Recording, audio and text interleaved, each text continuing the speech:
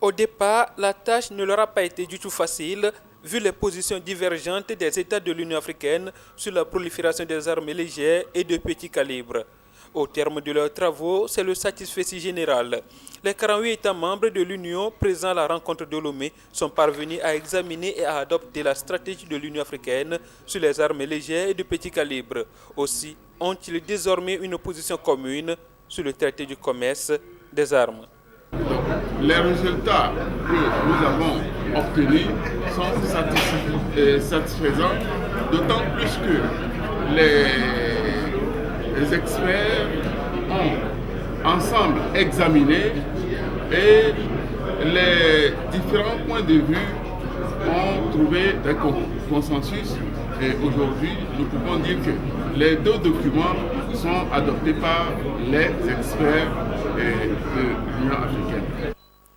Aussi bien pour l'ensemble des experts que pour les membres de la société civile, les décisions issues de la réunion de Lomé ont une portée considérable. On a discuté fortement, mais le résultat est bien.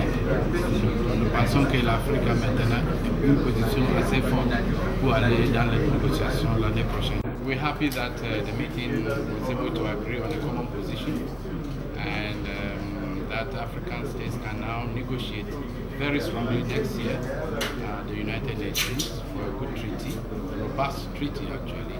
And we are happy that small arms and light weapons and ammunition will be taken on board from the Africa Common Position because that is our biggest problem on this continent. Ce document retrace un peu les responsabilités et les obligations des États membres de l'Union africaine pour permettre à ce qu'il y ait un contrôle efficace et effectif au niveau des armes légères de petit calibre.